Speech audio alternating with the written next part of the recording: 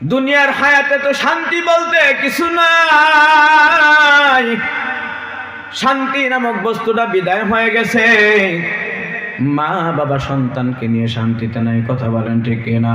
শিক্ষক যারা আছেন তারা ছাত্রদেরকে নিয়ে শান্তিতে নাই, এমনকি কর্মজীবী যারা আছেন তারাও তাদের মালিককে নিয়ে শান্তিতে নাই।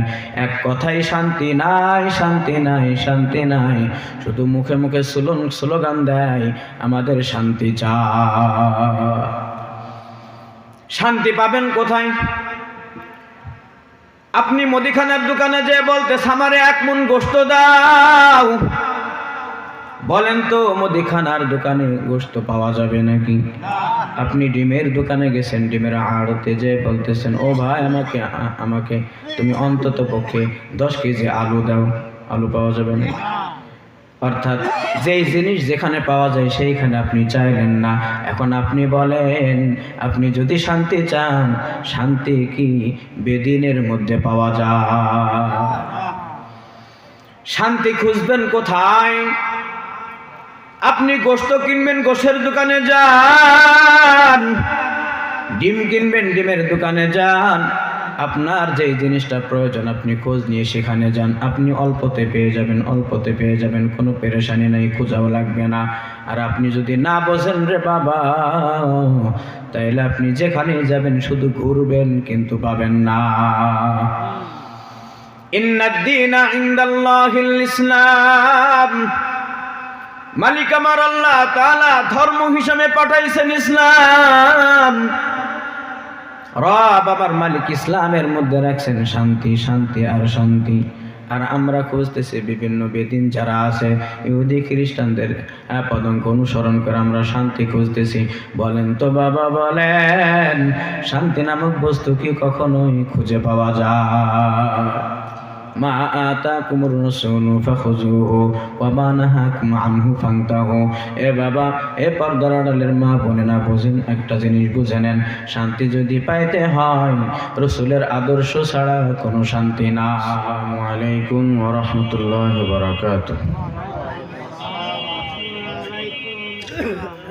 ভাইজান, আপনারা মনে কিছু না নিলে আপনাদের সামনে যে জায়গাগুলি ফাঁকা আছে একটু পূরণ করে বসলেই ভালো হয়।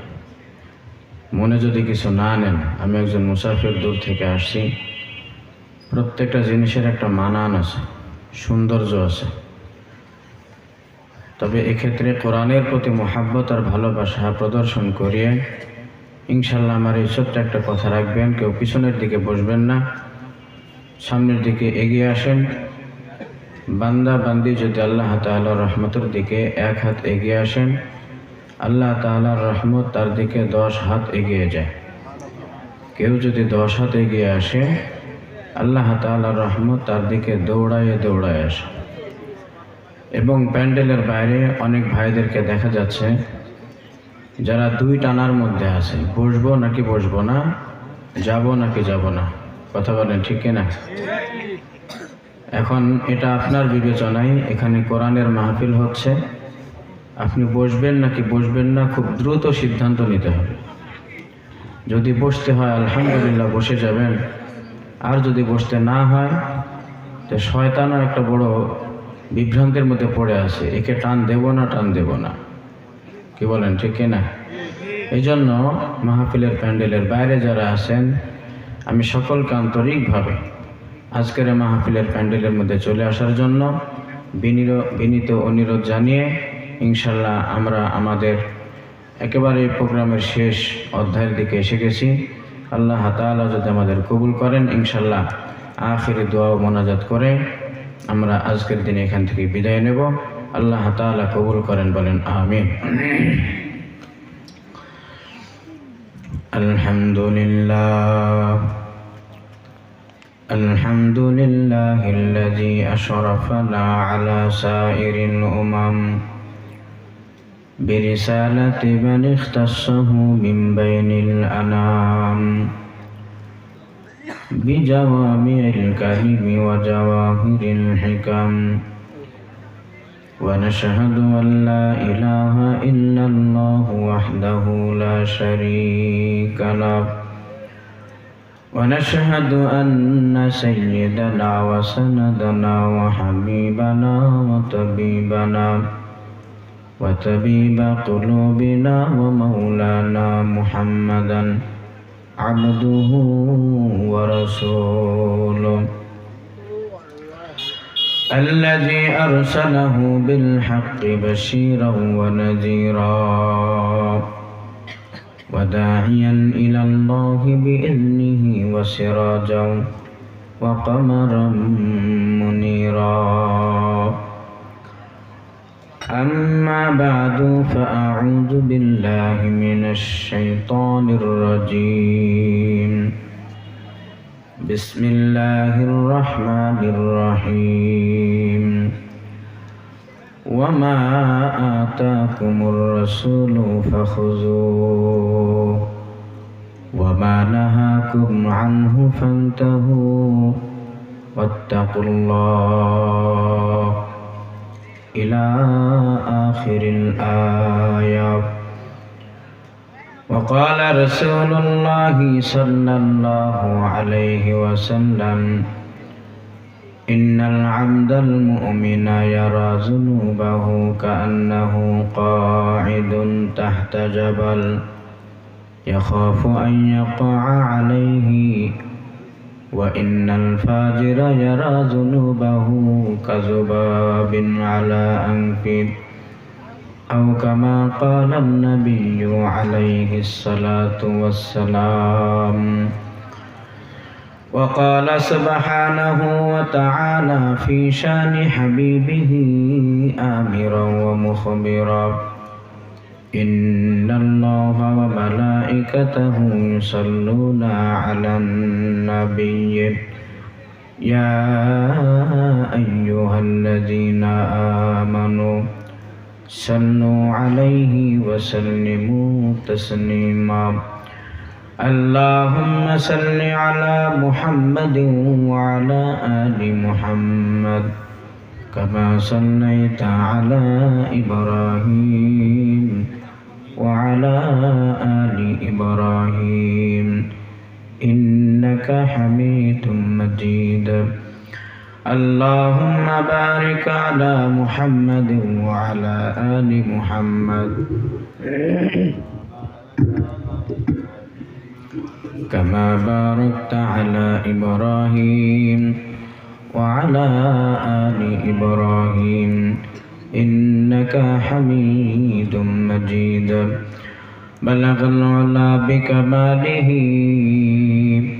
كشف الدجى بجماله حسنت جميع خصاله صلوا عليه وآله. تو شاہ جہاں ای تو شاہ جہاں ای جہاں را بگر جہاں را بدگر مدے ای امیر بلغ العلا بکمالہ كشف الدجى بجماله حسنت جميع خصاله صلوا عليه وآله. لا إله لا إله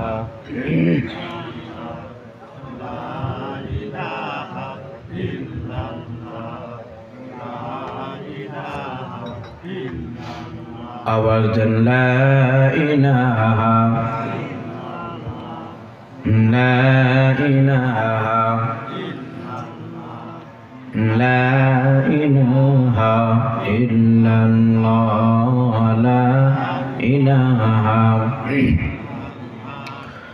दिन থাকিতে বান্ধবেলা কাজে আসবে মরণ বেলা।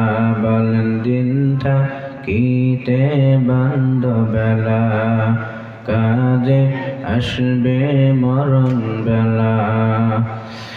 অগ্নিকুণ্ডে জিকির করে, অগ্নিকুণ্ডে জিকির করে, ইব্রাহিম খলিলুল্লাহ, লা ইলাহা ইল্লাল্লাহ, লা ইলাহা জবান খুলে লা ইলাহা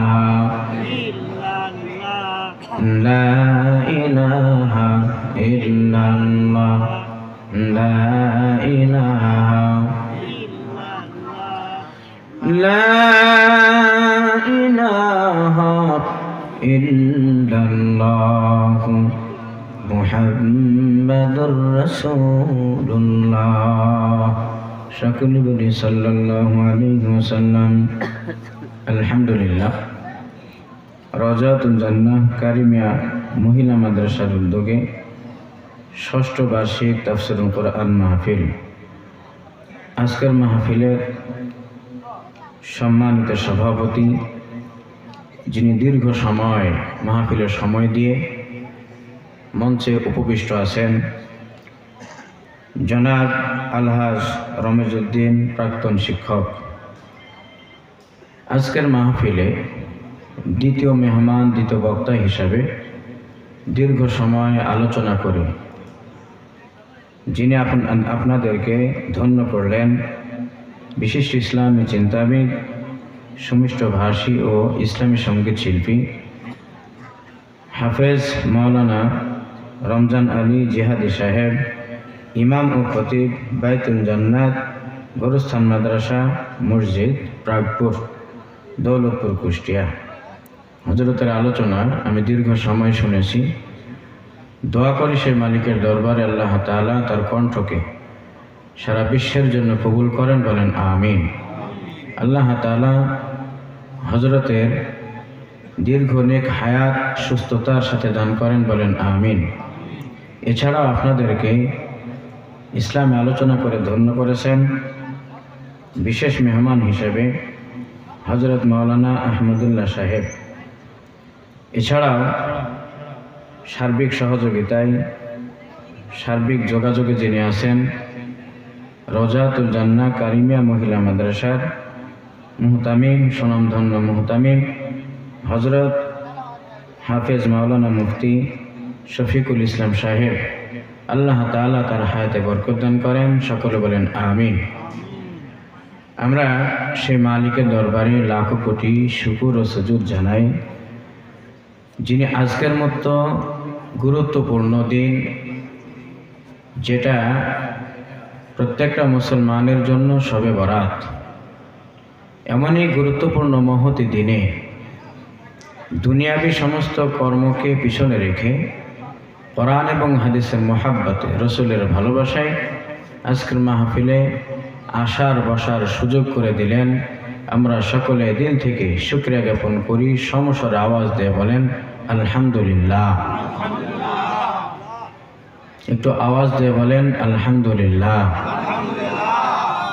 আপনারা জানেন আলহামদুলিল্লাহ এই কথাটা হলো আরবি, এর বাংলা তর্জমা হলো মালিক আল্লাহ তাআলা আমাকে যেমন রেখেছেন এর ওপরে আমি খুশি।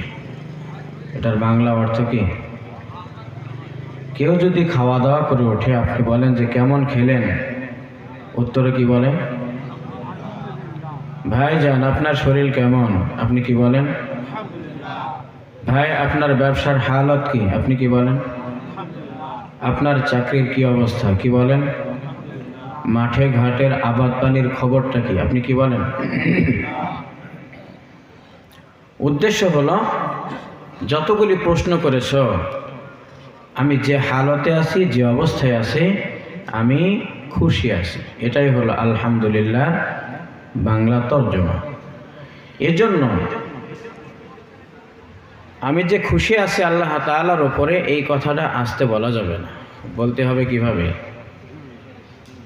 লাইন শাকারতুম লাযিদান্নাকুম ওয়া লাইন কাফারতুম ইন্না আযাবি লাশাদীদ। মালিক আমার আল্লাহ ডাক দিয়ে বলেন, বান্দা তুমি যদি শুকরিয়া জ্ঞাপন করো, লা ইন শাকারতুম, যদি তুমি শুকরিয়া জ্ঞাপন করো, লা আযীদান্নাকুম, আমি রব তোমার ওই নিয়ামতের মধ্যে বৃদ্ধি করে দেব। কোন ব্যক্তি জিজ্ঞেস করলো, বাবা তোমার শরীর কেমন? আপনি আওয়াজ দিয়ে বললেন আলহামদুলিল্লাহ। তার মানে আল্লাহ তাআলা শারীরিকভাবে আপনাকে যেমন রাখছে, এইটার উপরে আপনি শুকরিয়া আদায় করছেন, আল্লাহকে বলছেন আল্লাহ আমি খুশি। মালিক ডাক দিয়ে বলেন লা আযীদান্নাকুম, তুমি যে তোমার শরীরের সুস্থতায় আলহামদুলিল্লাহ বলেছো, যাও তোমার হায়াতে জিন্দেগিতে 10 বছর পরে তোমার জন্য একটা রোগ লেখা ছিল, আমি ওই রোগটাকে আরো 20 বছর পিছাই দিলাম। লা ইন শাকারতুম লা আযীদান্নাকুম। এ বাবা তোমার ব্যবসার কি হালাত, ব্যবসার কি অবস্থা বলো? বান্দাই বলতেছে আলহামদুলিল্লাহ। মালিক ডাক দিয়ে বলেন যাও তোমার ব্যবসায় একটা লস তোমার কপালে লেখা ছিল, আমি তোমার ব্যবসার মধ্যে বরকত দিয়ে দিলাম। লা আযীদান্নাকুম, তোমার ব্যবসা নামক নিয়ামত আমি বাড়াই দিলাম। তুমি আবাদ পানি করেছো, কেমন হয়েছে? আলহামদুলিল্লাহ। মালিক ডাক দিয়ে বলেন তুমি যখন বলছো আলহামদুলিল্লাহ, আমি রব বাড়াই দিলাম, যাও এই বছরে তোমার আবাদের ভিতরে বরকত দিয়া দিলাম। এটা হলো শুধু আলহামদুলিল্লাহ বলার ফায়দা। এবার কি আলহামদুলিল্লাহ আসতে বলবেন না জোরে বলবেন? কারা কারা জোরে বলবেন? বলেন আলহামদুলিল্লাহ। আর একটা আওয়াজ দিয়ে বলেন আলহামদুলিল্লাহ। সম্মানিত হাজিরিন, আমি কোরআনুল কারীমের সূরা হাশরের একটা আয়াত, পূর্ণ আয়াত তেলাওয়াত করি নাই, পূর্ণ আয়াতের একটা অংশ, যেই অংশের তরজমা একটু আপনাদেরকে জানাই। মা আতাকুমুর রাসূলু ফাখুযুহু ওয়া মা নাহাকুম আনহু ফান্তাহু।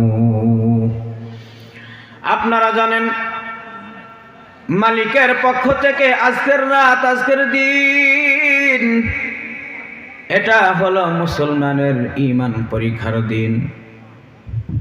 পৃথিবীর ইতিহাসে আপনারা সকলেই জানেন 14ই ফেব্রুয়ারি, আওয়াজ দেন 14ই ফেব্রুয়ারি, এইটার উৎস হলো একজন আরেকজনকে ভালোবাসা প্রকাশ করবে। আমি 14 ফেব্রুয়ারি সম্পর্কে আর কিছু বলতে চাই না, আমার পূর্বে অনেক বক্তাগণ বলে গেছেন, আমি শুধু এই কথাটুকু ধরায় দেব। অনেক যুবক, কলিজার টুকরা যুবক, অনেক আমার বোন 14ই ফেব্রুয়ারি পালন করার জন্য একদিন নয়, 2 দিন নয়, 3 দিন নয়, 1 মাস নয়, পূর্ণ 1 বছর অপেক্ষা করতেছে। এমন আছে না নাই? তার মানে ভালোবাসার মানুষকে বলে রেখেছে, শোনো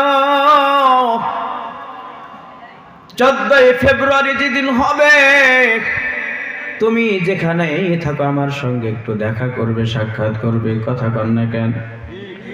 অনেক যুবতী বোনেরা আমার আছে, বোঝে নাই। অনেক যুবক ভাইয়ের আছে, তারাও বোঝে নাই।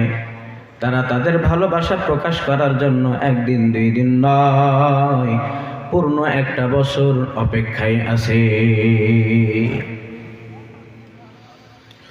এ বাবা, পর্দার আড়ালের মা বোনেরা, দিন একটা আসছে 14ই ফেব্রুয়ারি, আবার আজকের দিনটার নাম হলো 14ই শাবান। এ কথা কন ঠিক কি ঠিক না? এ মুসলমানের সন্তান, এমনও আছে যারা 14ই শাবান কি জিনিস তারা জানেও না। 14ই শাবান কি এটা জানে না, অথচ মায়ের পেট থেকে আসছে মাত্র 5 বছর বয়সে জানে 14ই ফেব্রুয়ারি কি। সকাল বেলায় ফুল নেওয়ার জন্য দোকানে দোকানে ঘুরে, এই আছে না নাই? ফুল ক্রয় করার জন্য টাকা জমায়ে রাখছে, ভালোবাসার মানুষকে গিফট দেওয়ার জন্য টাকা জমিয়ে রাখছে, ভালো মানুষ, ভালোবাসার মানুষকে আই লাভ ইউ বলার জন্য একদিন দুই দিন নয়, একটা বছর অপেক্ষায় রয়েছে। এই যে একটা দিন আসছে বাবা, 14ই ফেব্রুয়ারি, 14ই শাবান এক জায়গায় এসে গেছে। এখন তোমার ঈমান পরীক্ষা। তুমি সারাদিন সারা বেলা ছুটে বেড়াইলা, কারে একটা ফুল দেব, কারে একটা ফুল দেব।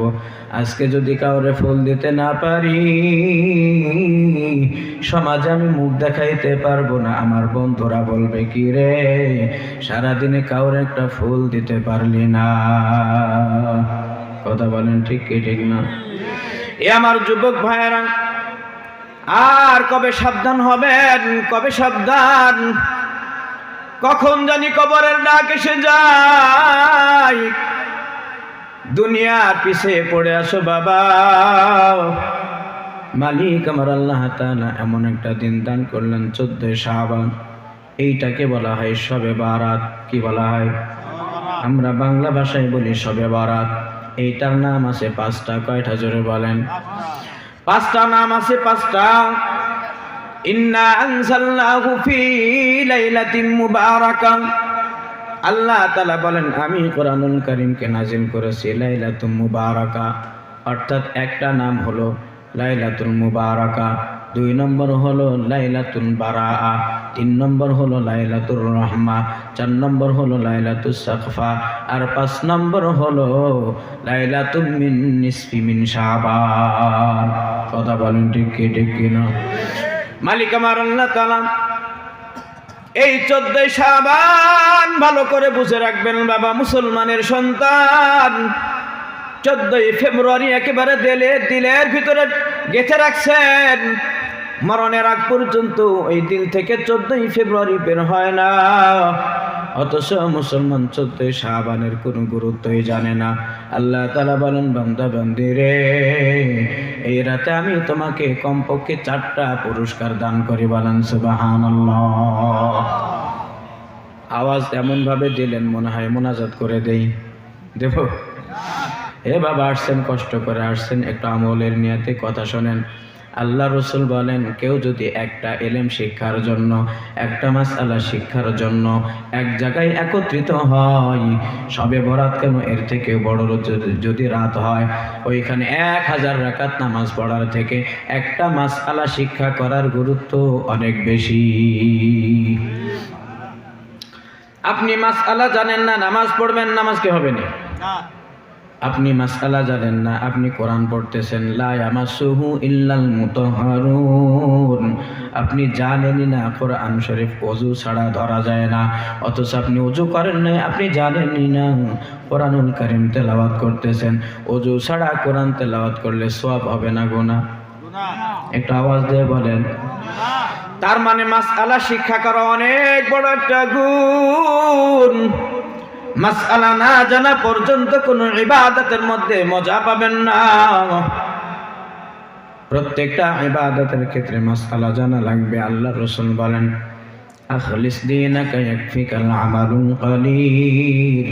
তুমি যদি ইখলাসের সঙ্গে নেক নিয়তে একটা আমল করো, যদিও আমলটা একেবারেই ছোট হয়, আর মালিক যদি কবুল করে নেন, তাইলে কিয়ামতের ময়দানে ছোট্ট আমলেই আপনি পার পেয়ে যাবেন। এখন আপনাদের সামনে আমার বক্তব্য হলো, অনেকেই মনে করতেছে 14 শাবান শবে বরাতে কেন মাহফিল?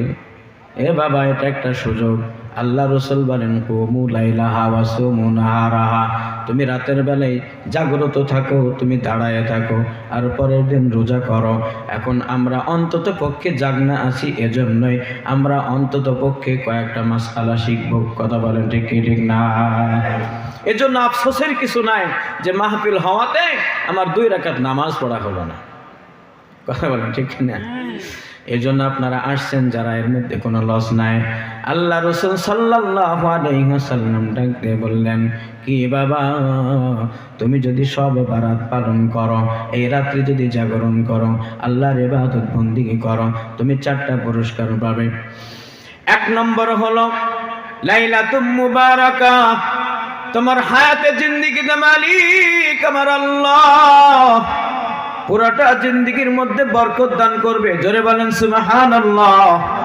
2 নম্বর হলো লাইলাতুল মুবারাকার পরে লাইলাতুল বারাআ। বারাআতুন শব্দের অর্থ হলো মুক্তি দেওয়া, মুক্তি দেওয়া। পৃথিবীর হায়াতে অনেকে দুনিয়া থেকে চলে গেছেন, আমরাও আবার যাওয়ার জন্য প্রস্তুত হয়ে গেছি। জানি না মালিক কবে ডাক দেয়, কখন জানি মৌতের ডাক এসে যায়, কবরে চলে যাব বাবা।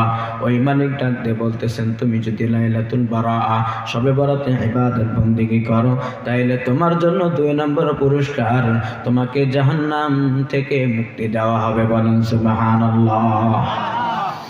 শুধু তা না, 3 নম্বর বাবা লাইলাতুর রহমান। লাইলাতুর রহমান আল্লাহ রাসূল বলেন শবে বরাতের রাত্রিতে মালিক আমার আল্লাহ 7 তবক আসমানকে পাড়ি দিয়ে বের করে আমাদের মাথার উপরে যে আসমানটা রয়েছে, এই আসমানের উপরে মালিক এসে বান্দারে ডাক দেয়। কিভাবে ডাক দেয়? আলামিল মুস্তাগফিরিন ফাগফির লাক। এ বান্দা বান্দি গুনাহগার, আসো আসো আসো, একটু আমার কাছে ক্ষমা চাও। তোমার জীবনে অনেক গুনাহ, তুমি যদি আজকের রাত্রিতে আমার কাছে ক্ষমা চাও, আমি রব তোমার হায়াতে জিন্দেগির সমস্ত গুনাহ মাফ করে দেব। বলেন সুবহানাল্লাহ। এ বাবা বলেন শবে বরাত এটা হলো 14ই শাবান।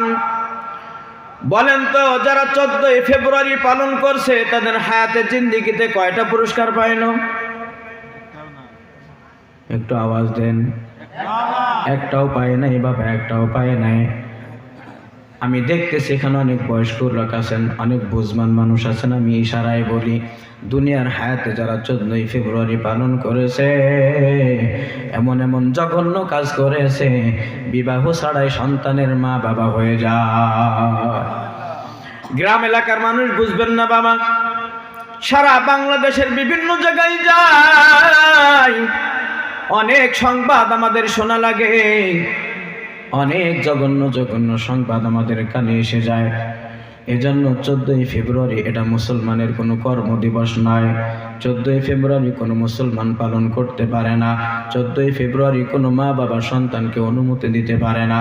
14ই ফেব্রুয়ারির জন্য কোনো মা কোনো বাবা যদি স্বাধীনতা দেয়, সন্তানের দ্বারা যেই গুনাহ হবে, বলেন তো ওই সন্তানের গুনার ভাগীদার মা বাবাও হবে নাকি হবে না? অনেক সময় দেখা যায়, যদি বলা যায় আপনার যুবক সন্তানটা এই অপরাধ করেছে, অমুকের সঙ্গে প্রেম করে, বাংলায় বললাম অমুকের সঙ্গে প্রেম করে, মা বাবা উঠে বলে শোনো এইরকম বয়সে একটু আটটু করে। এমন মা বাবা আছে না নাই? এই জন্য বাবা আমি দূর থেকে আসছি, কয়েকটা কথা বলে যাই। যদি কোনো মা বাবা সন্তানকে প্রশ্রয় দেয় গুনাহের জন্য,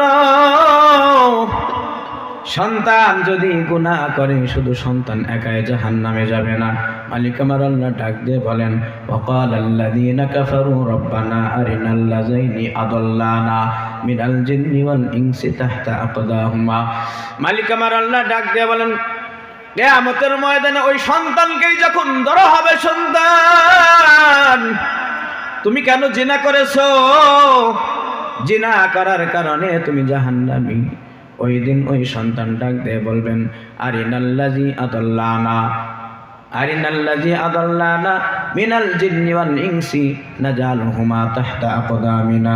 ওগো মালিক, আমি যেই বয়সে গুনাহ করেছি ওই সময় আমাকে যিনি দেখাশোনা করতেন, আমি যার অধীনস্থ ছিলাম, সেটা হতে পারে তার দাদা, এটা হতে পারে তার বাবা, এটা হতে পারে তার দাদি নানি, এটা হতে পারে তার মা, এটা হতে পারে তার বড় ভাই, এমনই করে যার অধীনস্থ ছিল, ওই বান্দায় ডাক দিয়ে বলবে, আরিনাল্লাযী আদাল্লানা, যে আমাকে পথভ্রষ্ট করলো, আমি গুনার কারণে আমাকে বাধা দেয় নাই, আমি গুনার কারণে আমি যখন গুনাহ করতে চেয়েছি আমি সহযোগিতা করেছে, আল্লাহ নাজালহুমা তাহতা আকদামিনা, তাকে আমার পায়ের তলে নিয়ে আসে।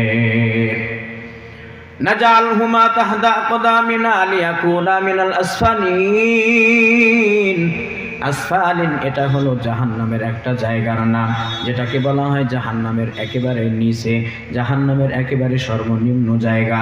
ওই বান্দা ওই বান্দি যারা গুনাহ করেছে তারা মালিককে ডাক দিয়ে বলবেন, যারা আমাদেরকে গুনাহ থেকে বাধা দেয় নাই তাদেরকে মালিক আনেন, তাদেরকে পায়ের তলে আনেন, আমরা তাদেরকে লাত্থাইতে জাহান্নামে দেব, এরপরে আমরা স্বেচ্ছায় জাহান্নামে লাফ দেব। জোরে জোরে আওয়াজ দিয়ে বলেন নাউজুবিল্লাহ। এই 14 শাবানে আপনি আমল করেছেন, 4টা পুরস্কার মালিক দিলেন। এটা দুনিয়ার হায়াতেও পাবেন, আখিরাতেও পেয়ে যাবেন। কিন্তু যারা 14 ফেব্রুয়ারি পালন করলো তারা দুনিয়ার হায়াতেও ক্ষতিগ্রস্ত, তারা আখিরাতেও ক্ষতিগ্রস্ত। আওয়াজ দিয়ে বলেন কথা ঠিক কি ঠিক না? আমার আপনার মালিক ডাক দিয়ে বলেন, মা আতাকুমুর রাসূলু ফাখুযুহু ওয়া মা নাহাকুম আনহু ফান্তাহু। বান্দা বান্দি রে, মা আতাকুমুর রাসূল, তোমাদের রাসূল, তোমাদের নবী, তোমাদের পেয়ারা হাবিব, তিনি দুনিয়ার হায়াতে যেইগুলি তোমাদের আদেশ করেছেন করার জন্য তোমরা ওইগুলোকে গ্রহণ করো, আর যেইগুলি থেকে নিষেধ করেছেন অবশ্যই সেইগুলা তোমরা পরহেজ করো, ছেড়ে দাও। তার মানে নবীরা 14 ফেব্রুয়ারি পালন করতেন। কি কথা বলেন? নবীরা 14 ফেব্রুয়ারি পালন করতেন। হযরতে সাহাবা একরাম 14 ফেব্রুয়ারি পালন করতেন। তাবি আউলিয়া একরাম যারা ছিলেন তারা করছেন। আচ্ছা, অত দূর গেলাম না। বর্তমান জামানায় বাংলাদেশ প্রখ্যাত আলেম একজন দুইজন নয় রে বাবা, হাজার হাজার আলেম আছেন। বলেন তো কোন আলেম তিনি 14 ফেব্রুয়ারি পালন করলেন? কথা বলেন। এ যুবক, ও পর্দার আড়ালের আমার মা বোনেরা, আপনি কার পদঙ্ক অনুসরণ করতেছেন? আল্লাহ তাআলা বললেন, মা আতাকুমুর রাসূলু ফাখুযুহু ওয়া মা নাহাকুম আনহু ফান্তাহু। আল্লাহ এবং আল্লাহ রাসূল যেইগুলি আদেশ করেছেন সেইগুলা গ্রহণ করো, আর যেগুলি বর্জন করতে বলছে সেগুলি বর্জন করো। তুমি কি করলা বাবা? 14 ফেব্রুয়ারির পালনে তুমি কি দেখাইতে চাইলা? কোনো লাভ নাই, কোনো লাভ নাই। দুনিয়ার হায়াতে তো শান্তি বলতে কিছু নাই। শান্তি নামক বস্তুটা বিদায় হয়ে গেছে। মা বাবা সন্তানকে নিয়ে শান্তিতে নাই, কথা বলেন ঠিক কিনা? শিক্ষক যারা আছেন তারা ছাত্রদেরকে নিয়ে শান্তিতে নাই, এমনকি কর্মজীবী যারা আছেন তারাও তাদের মালিককে নিয়ে শান্তিতে নাই। এক কথাই শান্তি নাই, শান্তি নাই, শান্তি নাই। শুধু মুখে মুখে স্লোগান দেয় আমাদের শান্তি চাই। শান্তি পাবেন কোথায়? আপনি মুদিখানার দোকানে যে বলতেছ আমারে 1 মণ গোশত দাও, বলেন তো মুদিখানার দোকানে গোশত পাওয়া যাবে নাকি? আপনি ডিমের দোকানে গেছেন, ডিমের আড়তে যে বলতেছেন, ও ভাই আমাকে তুমি অন্তত পক্ষে 10 কেজি আলু দাও, আলু পাওয়া যাবে না? অর্থাৎ যেই জিনিস যেখানে পাওয়া যায় সেইখানে আপনি চাইলেন না। এখন আপনি বলেন, আপনি যদি শান্তি চান, শান্তি কি বেদিনের মধ্যে পাওয়া যায়? শান্তি খুঁজবেন কোথায়? আপনি গোশত কিনবেন, গোশের দোকানে যান। ডিম কিনবেন, ডিমের দোকানে যান। আপনার যেই জিনিসটা প্রয়োজন আপনি খোঁজ নিয়ে সেখানে যান, আপনি অল্পতে পেয়ে যাবেন, অল্পতে পেয়ে যাবেন, কোনো পেরেশানি নাই, খোঁজাও লাগবে না। আর আপনি যদি না বোঝেন রে বাবা, তাইলে আপনি যেখানেই যাবেন শুধু ঘুরবেন কিন্তু পাবেন না।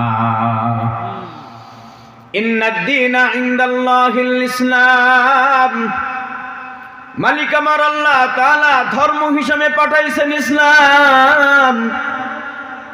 রব আমার মালিক ইসলামের মধ্যে রাখছেন শান্তি, শান্তি আর শান্তি। আর আমরা খুঁজতেছি বিভিন্ন বেদিন যারা আছে, ইহুদি খ্রিস্টানদের পদঙ্ক অনুসরণ করে আমরা শান্তি খুঁজতেছি।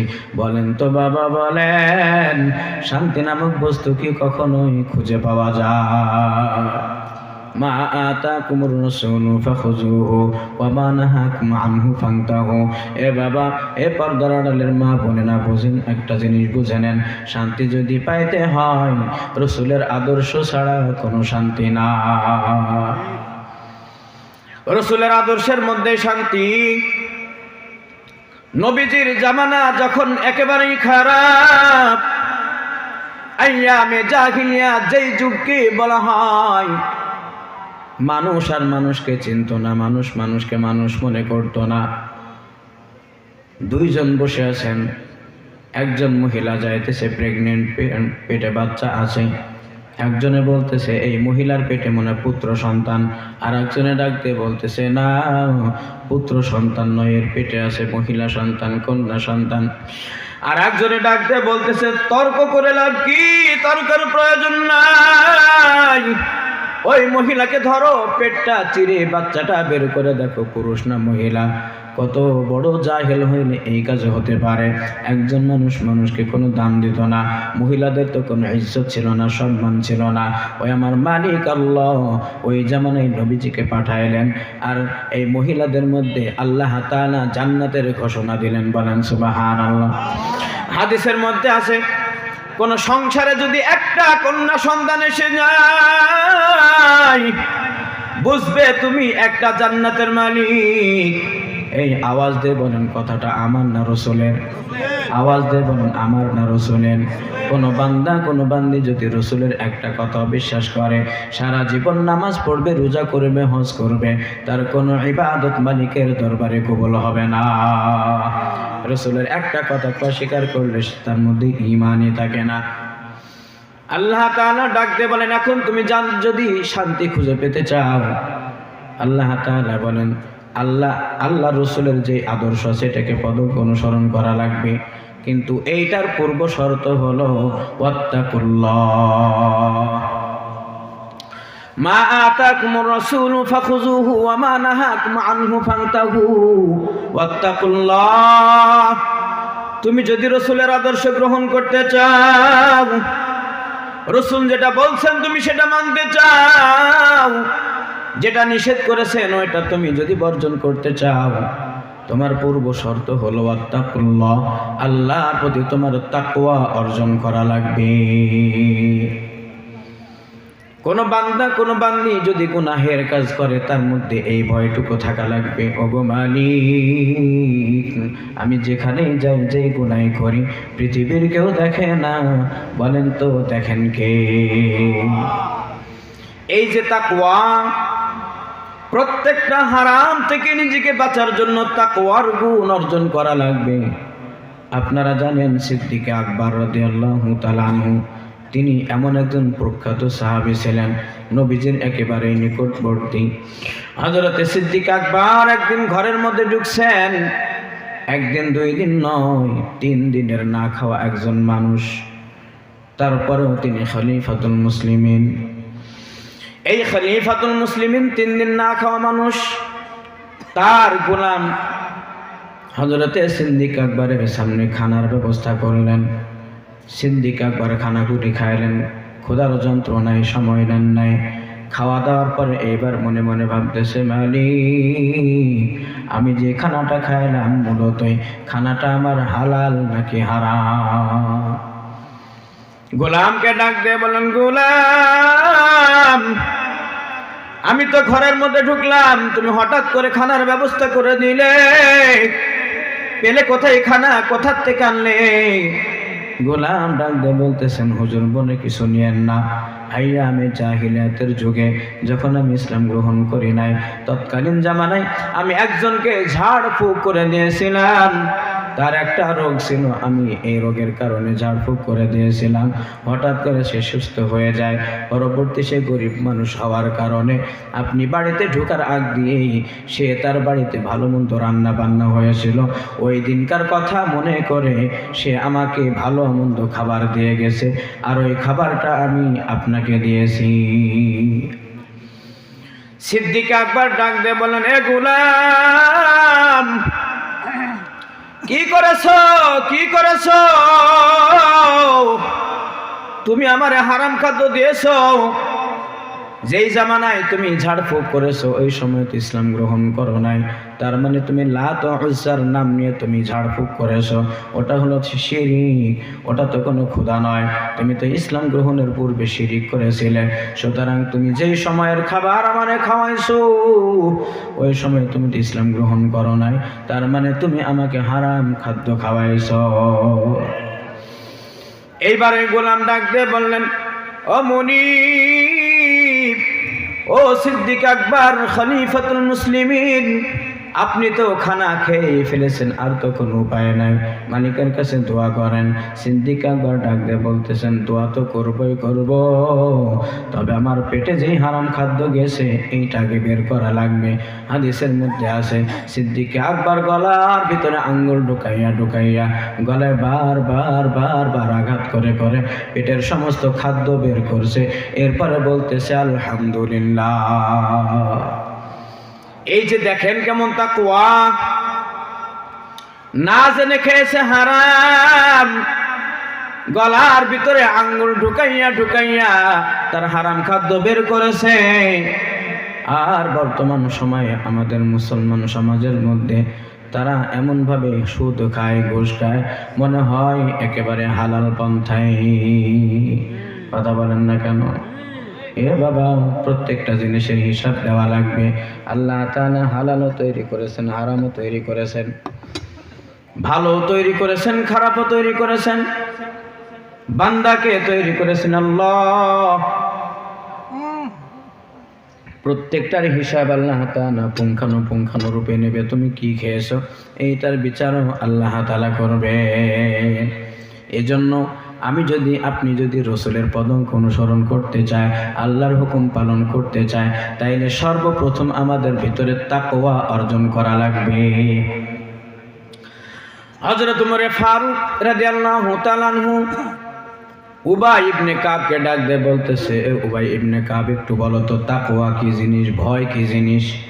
তিনি ডাক দিয়ে বলতেছেন, ও খলিফা শোনো, খলিফা শোনেন, আপনি কি কাঁটা যুক্ত কোনো বাগানের ভিতরে ঢুকছেন? বলে, হ্যাঁ ঢুকছি।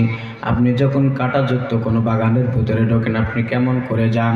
বলতেছে, শোনো, আমি যখন কাঁটা যুক্ত কোনো জঙ্গলের ভিতরে ঢুকি, আমি আমার গায়ের পোশাকগুলি একেবারে আঁটু সাঁটো করে নেই, গুছিয়ে নেই, এরপরে বেছে বেছে চলি যেন ওই জঙ্গলের কাঁটা আমার গায়ে না লাগে।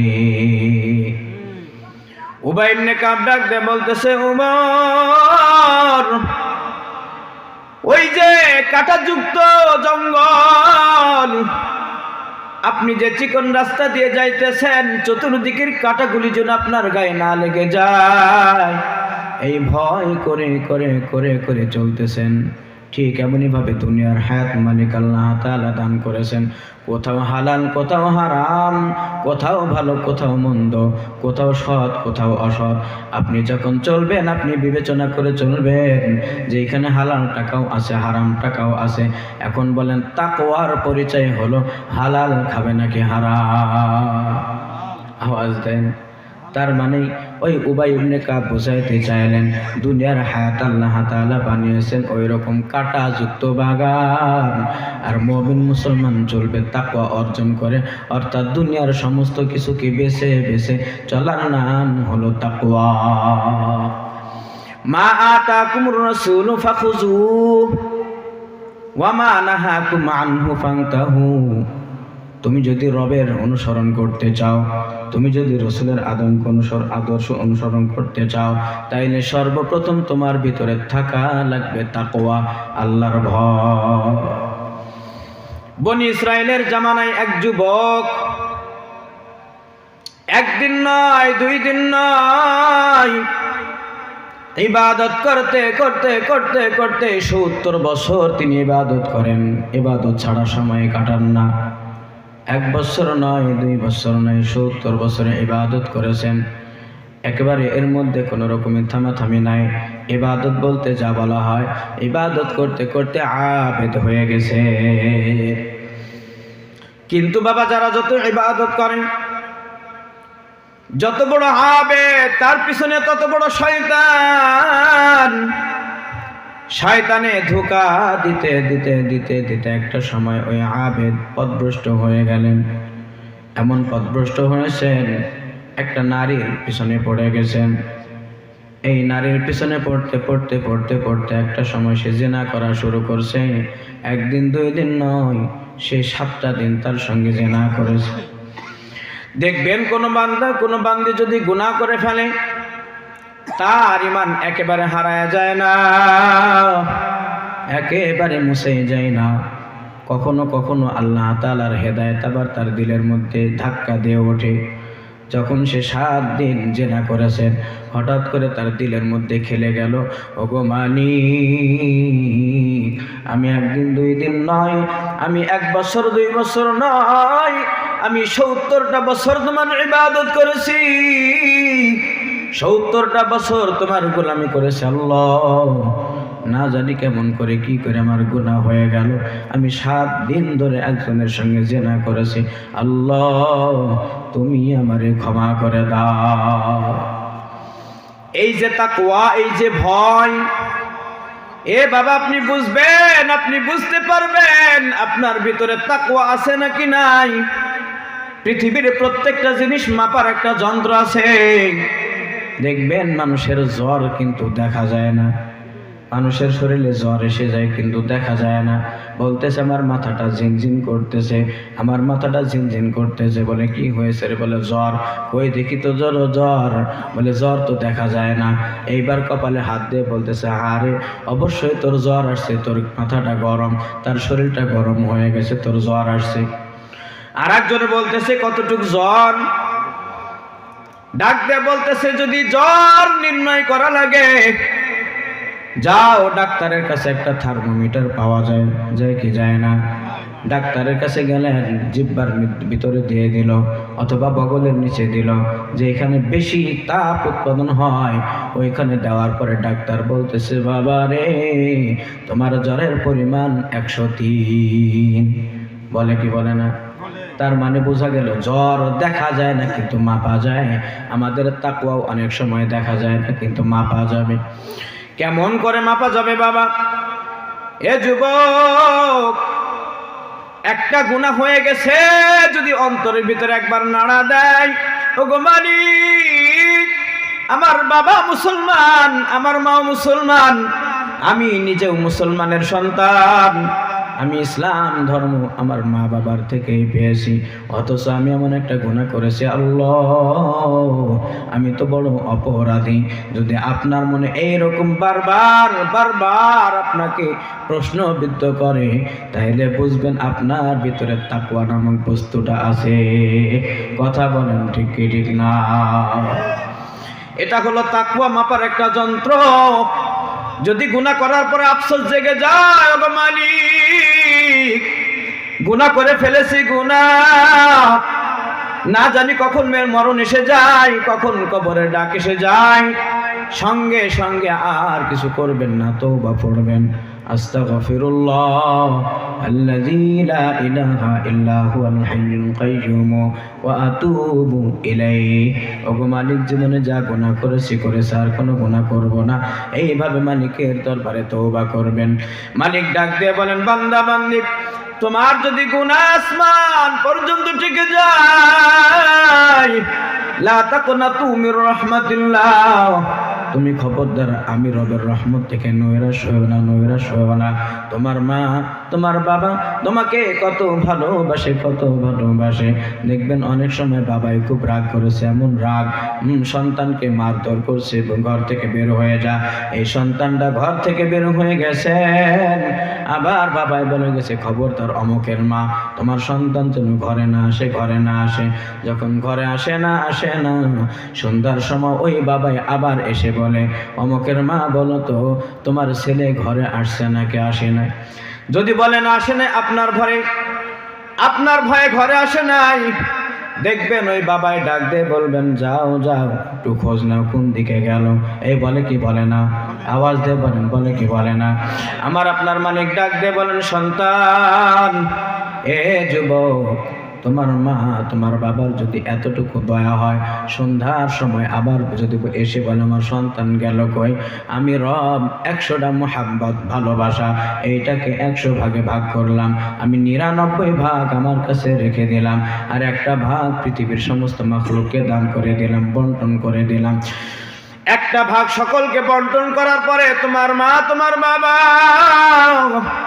একেবারে কিঞ্চিতের থেকেও কিঞ্চিত ভালোবাসা পেয়ে যদি তোমাকে এত মহাব্বত করে, সারাটা দিন পর সন্ধ্যার সময় তোমার খবর নাই, আমি রব আমার কাছে 1টা 2টা নয়, 90টা নয়, 99টা মহাব্বত আমার কাছে।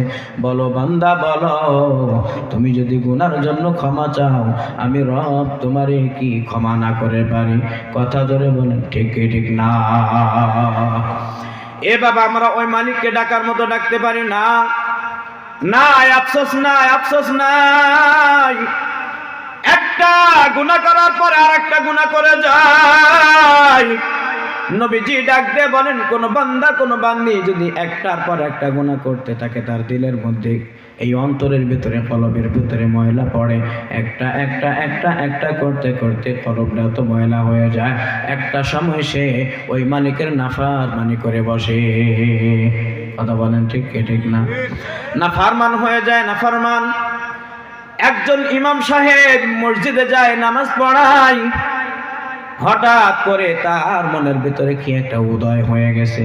সে মনে মনে ভাবতেছে, আমি যে নামাজ পড়ি, আমি যে নামাজ পড়াই, আমি দেখি তো একদিন ওযু না করে নামাজ পড়ায়, দেখি তো কিছু হয় কিনা। ইমাম সাহেব ওযু ছাড়া নামাজ পড়াইছে, দেখে যে কোনো কিছুই হলো না, মুসল্লিও টের পাইল না, কেউ জানে না ইমাম সাহেব নামাজ পড়াইছেন, কিন্তু ওযু ছাড়া নামাজ পড়াইছে, সমাজের কেউ জানে না, কিন্তু জানেন কে? আওয়াজ দিয়ে বলেন, জানেন কে?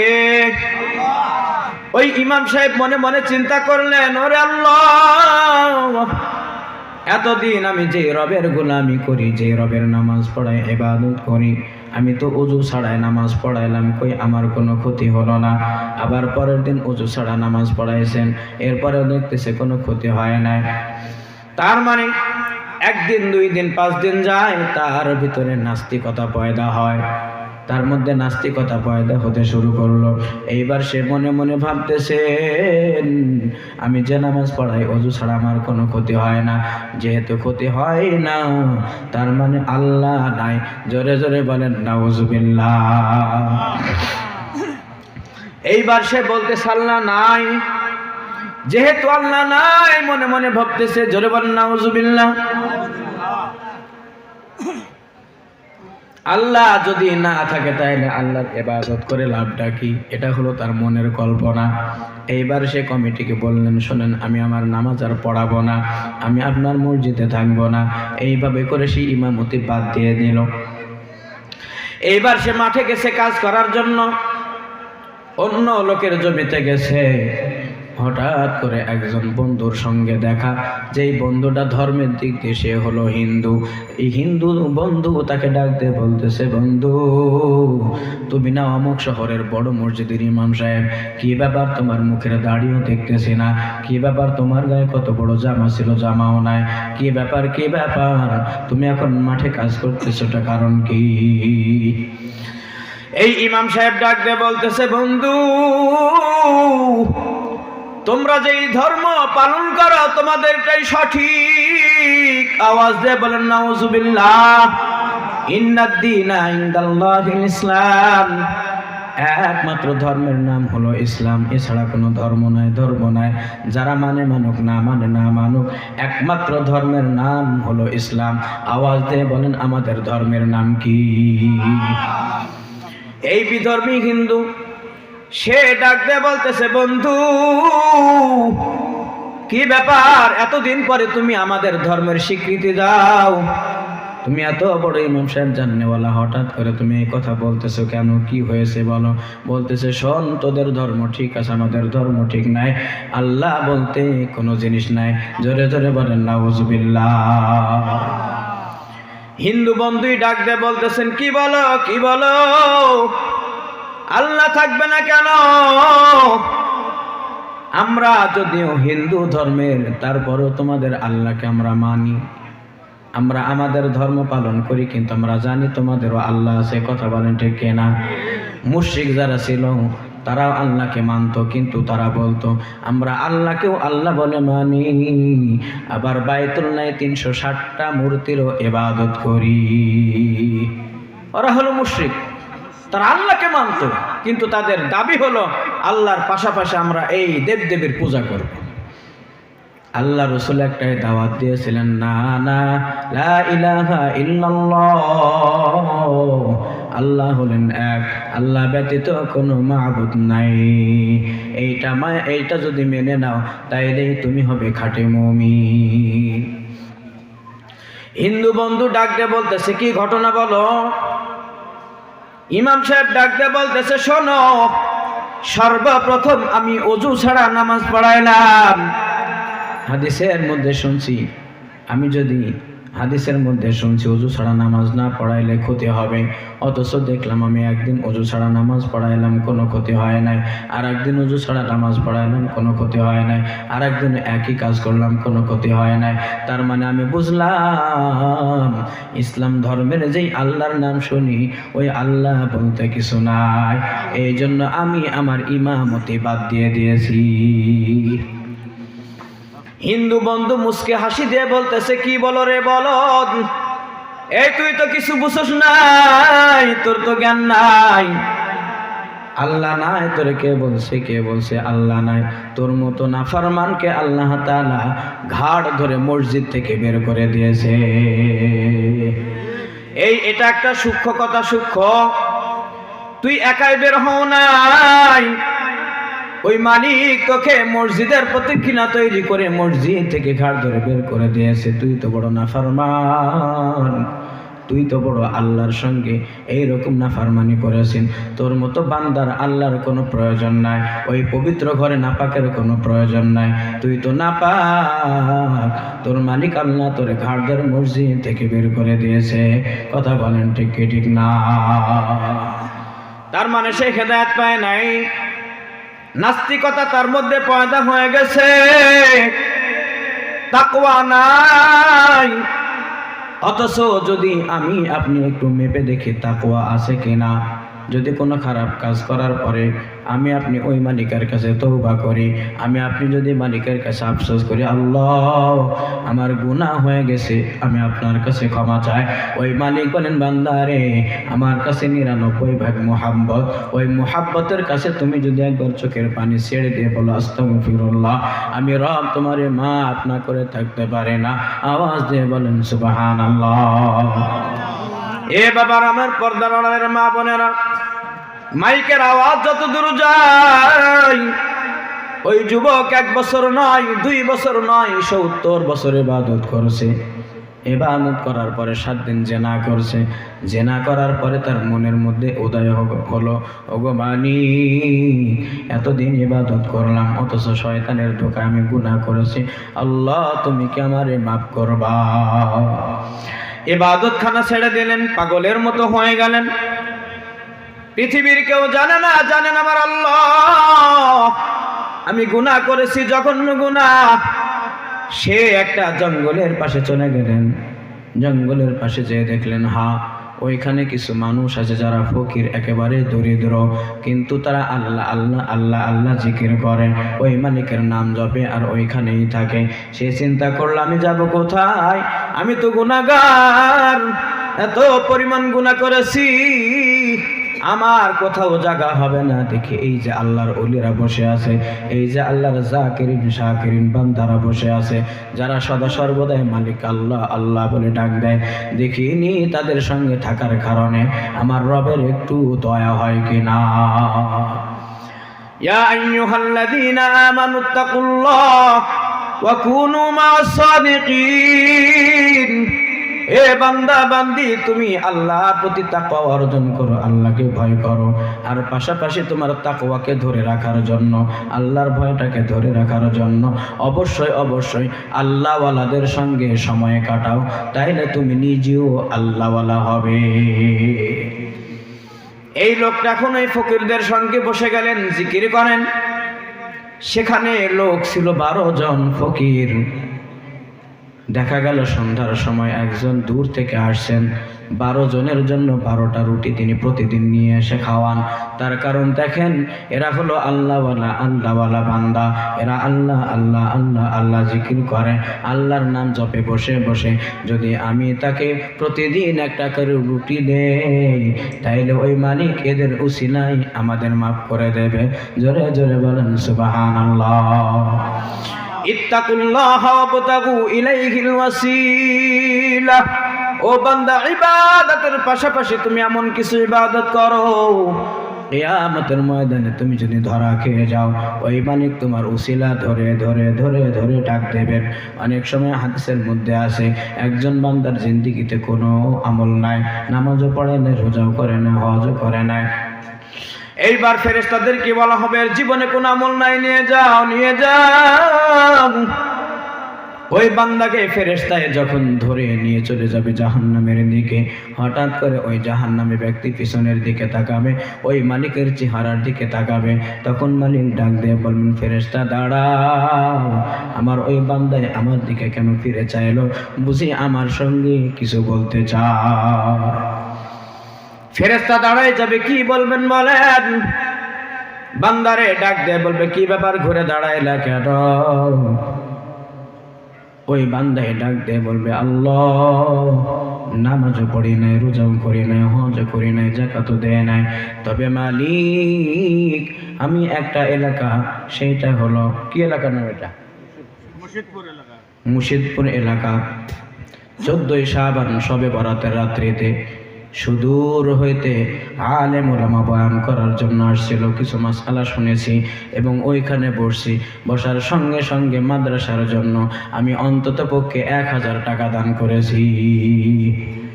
দান করেছেন না করেন নাই? মালিক আমার আল্লাহ তখন মুস্কি হাসি দিয়ে বলবে, বান্দারে, আত্তাকুল্লাহ ওয়াবতাগু ইলাইহিল ওয়াসিলা। যা আমি তোর উসিলা খুঁজলাম, আমার অন্তরে দয়ার উদ্রেক হয়ে গেছে। আমি মালিক তোরে 1000 টাকা দেওয়ার জন্য তোর পুরা জিন্দেগির গুনাহ মাফ করে দিলাম। বলেন সুবহানাল্লাহ। আল্লাহ মাফ করতে পারে না? পারে না? এই আওয়াজ দিয়ে বলেন, পারে কি পারে না? এখন হলো শাবান মাসের 14 তারিখ, আর মাত্র কয়টা দিন বাকি আছে? আর 14 বা 15 দিন বাকি আছে রমজান মাসের। আল্লাহ রসুল বলেন, কোনো বান্দা কোনো বান্দি যদি রমজান মাসে একটা নফল ইবাদত করে, আল্লাহ তাআলা অন্য মাসের একটা ফরজ ইবাদতের সমতুল্য সওয়াব দেয়। বলেন সুবহানাল্লাহ। শুধু তাই না বাবা, যদি কেউ রমজান মাসে একটা ফরজ ইবাদত করেন, আল্লাহ তাআলা আরো 70টা ফরজ ইবাদত করার সমতুল্য সওয়াব তার আমলনামায় দান করে। কেউ যদি রমজান মাসে 1 টাকা দান করে, আল্লাহ রাসূল বলেন ওইটাকে আল্লাহ তাআলা আরো 700 গুণ বাড়ায় দেন। বলেন সুবহানাল্লাহ।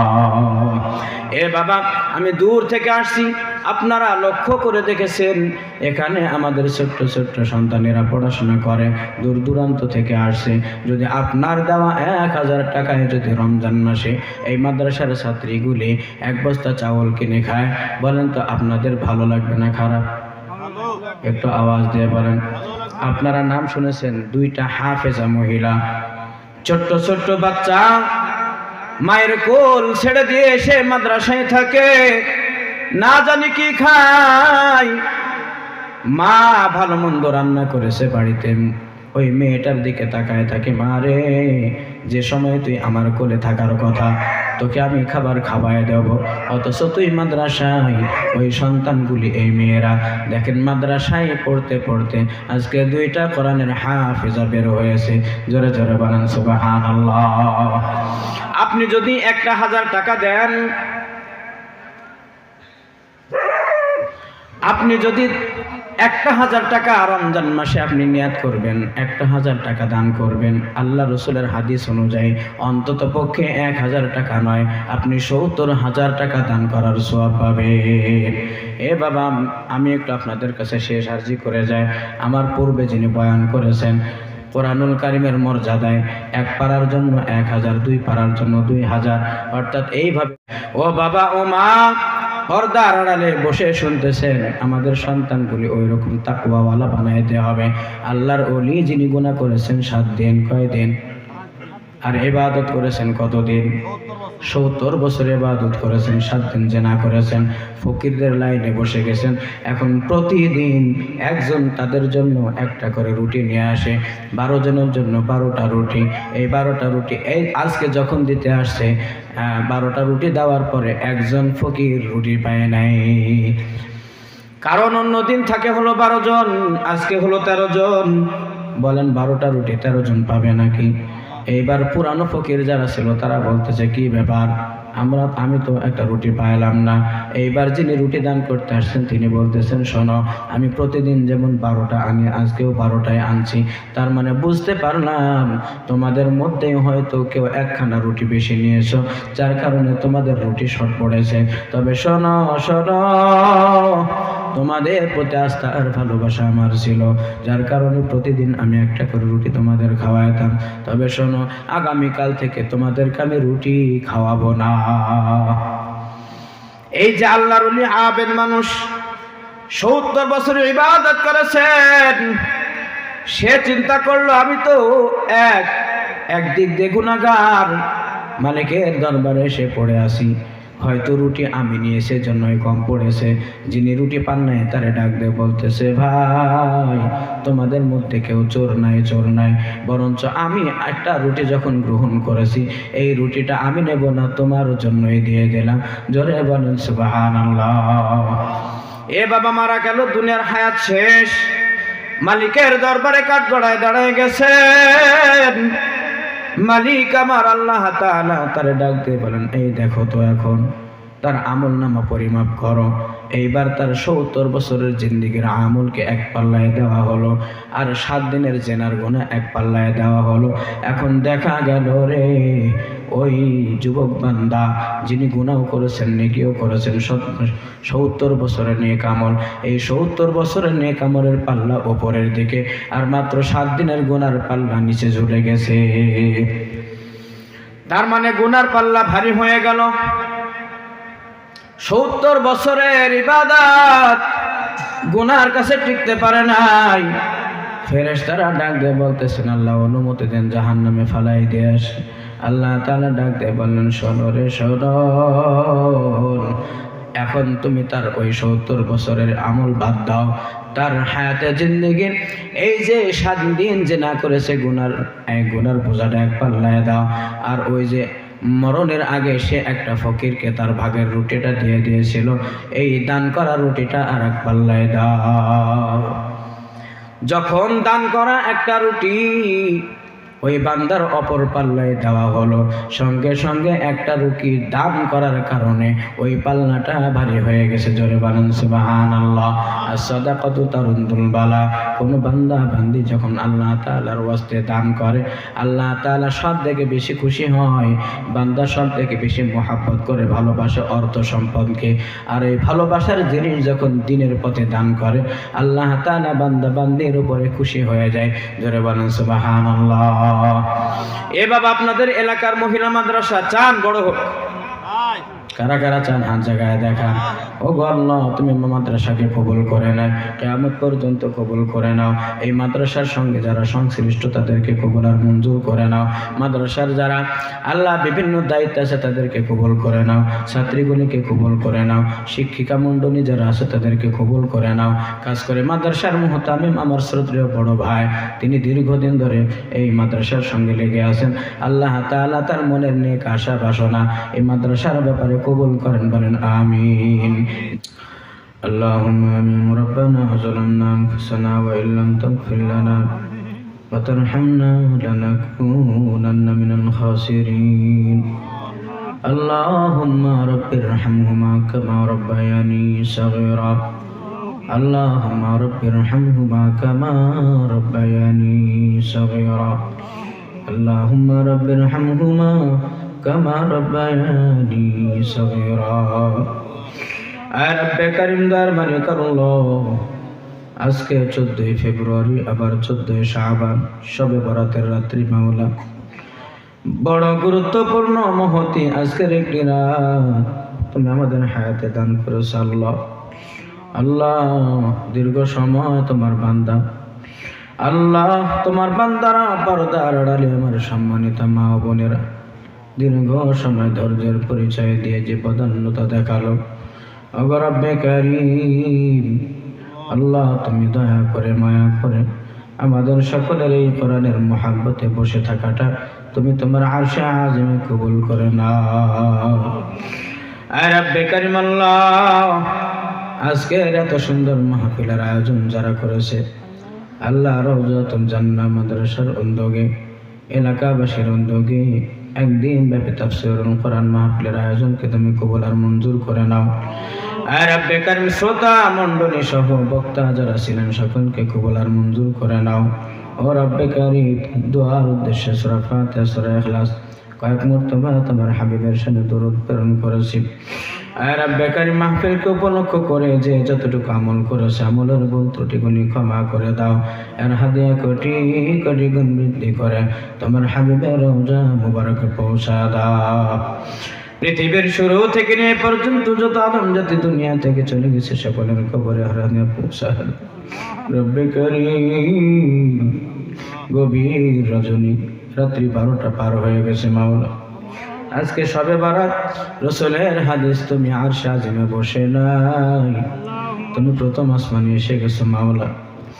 এই যে তুমি আমাদের দেখো আল্লাহ, তোমার দরবারে হাত উঠাইস। আমাদের মধ্য থেকে কার জানি মা, কার জানি বাবা, কার কলিজার টুকরা সন্তান পৃথিবীর থেকে বিদায় হয়ে গেছে। ও মালিক, সন্তান হয়ে মা বাবার জন্য হাত উঠাইলাম। যাদের মা বাবা চলে গেছে, মা বাবার কবর আযাব তুমি মাফ করে দাও। তুমি না বলেছো আলামুন মুস্তাগফিরিন ফাগফির আলাম। এই কে আছো গুনাহ ক্ষমা চাও, কে আছো অভাবী অভাব ক্ষমা চাও। যার যা প্রয়োজন তোমার কাছে চাইতে বলেছো আল্লাহ। তোমার বান্দারা আল্লাহ হাত উঠায় জানে না কি চাই তোমার কাছে। পর্দার আড়ালে মা বোনেরা হাত উঠাইছে আল্লাহ, লক্ষ্য করে দেখো কার মনের কি আশা আর বাসনা, আল্লাহ তুমি দয়া করে পূরণ করে দাও। মা বাবার কবরগুলো তুমি জান্নাতের বাগিচা বানায় দাও। ও রব্বে কারীম, অনেকের ভাই বোন, দাদা দাদি, নানা নানি, আত্মীয় স্বজন, পাড়া প্রতিবেশী দুনিয়া থেকে বিদায় হয়ে গেছে, সকলের কবরগুলো তুমি জান্নাতের বাগিচা বানায় দাও। তাদের জিন্দেগীর সমস্ত গুনাহ খাতা মাফ করে দাও। ও রব্বে কারীম, আল্লাহ তোমার অনেক বান্দা বান্দি দোয়া চেয়েছেন আল্লাহ। তোমার এক বান্দা সন্তান না হওয়ার কারণে দোয়া চেয়েছে। যাদের সন্তান না, ও মালিক, সন্তান দেওয়ার মালিকও তুমি, সন্তান কেড়ে নেওয়ার মালিকও তুমি। পৃথিবীর কোনো ডাক্তার সন্তান দিতে পারে না।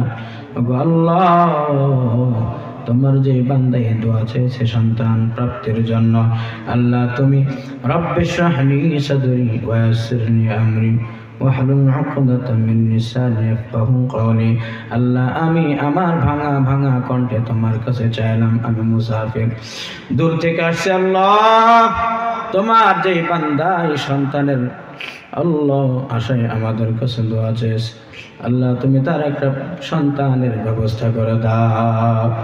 আর রব্বে কারীম, আল্লাহ মাদ্রাসাকে তুমি কবুল আর মঞ্জুর করে নাও। রাওজাতুল জান্নাহ মাদ্রাসাকে তুমি কবুল করে নাও। এই মাদ্রাসার সাথে সংশ্লিষ্ট যারা আছে তাদেরকে কবুল করে নাও। কমিটি বৃন্দ, উস্তাদ, শিক্ষক শিক্ষিকা বৃন্দদের কবুল করে নাও। ছাত্রীদেরকে তুমি কবুল আর মঞ্জুর করে নাও। এলাকার প্রত্যেকটা ধর্মীয় প্রতিষ্ঠানকে কবুল আর মঞ্জুর করে নাও।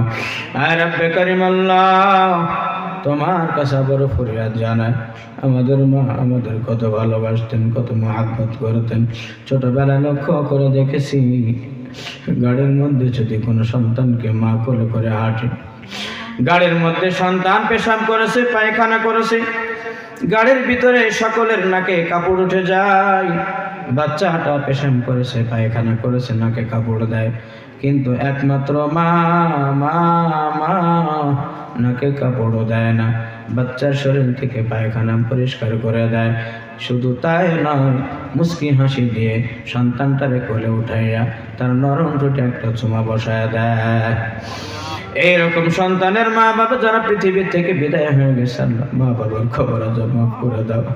ও রব্বে কারীম, কবর এমন একটা জায়গা, তারা ডানেও মাটি, বামেও মাটি, নিচেও মাটির বিছানা, উপরেতে বাঁশের ছাউনি, একা একা রওনা। এই মুহূর্তেই যদি কারেন্ট চলে যায়, বিদ্যুৎ চলে যায়, আমরা তো বলবো এই লাইটটা কোথায় রে, এই মোবাইলটা কোথায় রে, আলো জ্বালাও, আলো জ্বালাও, কিছু দেখা যায় না। কিন্তু 3.5 হাত মাটির নিচে আমাদেরকেই যখন রেখে আসা হবে, কেউ নাই, কেউ নাই, আত্মীয় স্বজনগুলি বলবে তাড়াতাড়ি মাটি দাও, চলে যাব আমার চাকরির জায়গায়, মাঠের জায়গায়, নিজ নিজ কর্মস্থলে, অথচ আমাকে একা একাই রেখে আসবে এমন একটা জায়গা, যেই জায়গায় নাই কোনো বাতি, নাই কোনো সাথী। আল্লাহ ওই কবরে তুমি আমাদের সাথী হয়ে যাও। আল্লাহুম্মা কফিনা বিহালালিকা আন হারামিকা ওয়াকফিনি বিফদলিকা আম্মান সিওয়াক। আল্লাহুম্মা আইন্না আলা যিকরিকা ওয়া শুকরিকা ওয়া হুসনি ইবাদাতিক। আল্লাহুম্মা ইন্না নাসআলুকাল জান্নাতা ওয়া নাউযু বিকা মিনান নার। আয় রব্বে কারীম, শেষ ফরিয়াদ জানায় মাদ্রাসাকে কবুল করে নাও। মাদ্রাসাতে যারা টাকা পয়সা দান করলো, অর্থ সম্পদ দান করলো, আল্লাহ সকলের দানকে কবুল আর মঞ্জুর করে নাও। আল্লাহ কিয়ামতের ময়দানে তুমি নবিয়্যিনা ওয়াস সিদ্দীকিনা ওয়াস শুহাদা ওয়াস সালিহিন, আল্লাহ তাদের সঙ্গে তুমি হাসর নাসর করো। আল্লাহ কবরের আযাব থেকে তুমি পানাহ দাও, জাহান্নাম থেকে তুমি আমাদেরকে হেফাজত করো। কিয়ামতের ময়দানে কঠিন মুসিবতের সময় যখন সূর্যটা প্রত্যেকের মাথার অর্ধ হাত উপরে এসে যাবে, 12টা মুখ হয়ে যাবে, মাথার মগজগুলি টাস টাস করে করতে থাকবে, পায়ের নিচের মাটিটা যখন পুড়ে তামা হয়ে যাবে, তামার একটা গুণ, তামার যদি এক মাথায় অগ্নি সংযোগ দেওয়া হয়, তামাটা পুরোটাই সমানে গরম হয়ে যায়, মাটিটা পুরো তামা হয়ে যাবে। ওই মাটির উপরে যেখানে সূর্যের তাপ লাগুক না কেন, মাটিটা সব জায়গায় তামা হওয়ার কারণে প্রত্যেকটা জায়গায় সমানেই উত্তপ্ত হয়ে যাবে।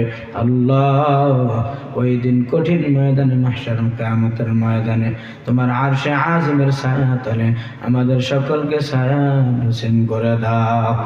ওগো মালিক, তোমার কাছে শেষ ফরিয়াদ, না জানি কখন কবরের ডাক এসে যায়, কবরে যাওয়ার আগেই আমাদের ঈমানকে পরিপুক্ত করার তৌফিক দিয়ে দাও, আমাদেরকে কালেমা নসিব করে দাও। কালেমা নসিবের মাধ্যমে তোমার ওই জান্নাত আমাদের বিনা হিসাবে নসিব করে দাও। ওয়া সাল্লাল্লাহু তাআলা আলা খায়রি খালকিহি মুহাম্মাদিন ওয়া আলিহি ওয়া আসহাবিহি ওয়ান নাসি আজমাইন। আমিন আমিন আমিন বিরহমাতিকা ইয়া আরহামার রাহিমিন।